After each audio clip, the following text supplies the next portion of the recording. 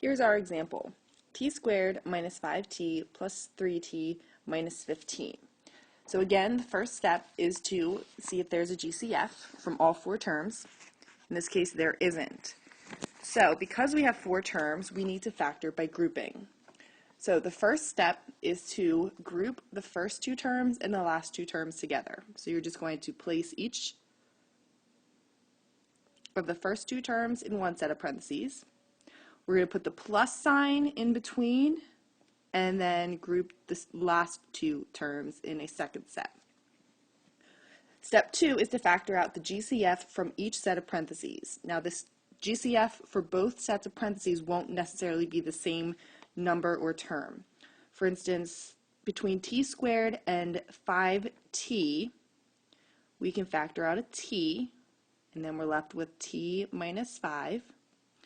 And from 3t minus 15, we can factor out a positive 3. So because it's a positive 3, I'm going to put plus 3. Now I'm left with t minus 5.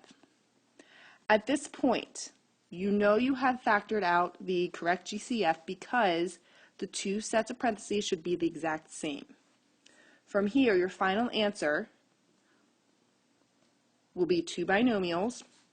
One binomial will be this t minus 5. That's the same for both sets. And then the other factor will be what you factored out from each binomial. It will be the t plus 3. Again, you can multiply these two factors together and you should end up with your original problem. That is factored by grouping. If we want to look at another example, this one's going to be a little bit different. So we have x squared m, that's one term, plus x squared minus 4m minus 4. So we check for GCF. There's no GCF, so we're going to group the first two terms, x squared m plus x squared. We're going to group the second two terms. Now notice the third term is negative. So we are actually going to include the negative inside the parentheses when that happens and put a plus in between. That way we're not changing the problem. It's still, subtraction is the same thing as adding a negative, so we didn't change the problem at all. So finding the GCF for the first binomial will be x squared, and then we'll be left with m plus 1. Don't forget about that placeholder there. X squared divided by x squared is 1. And then for the second set, we have 4, but when that first term is negative, we're actually going to factor out the negative. And what's going to happen is the second term, the negative 4 divided by negative 4, is going to become a positive 1. So you can see these two are the same. That makes up one set of parentheses.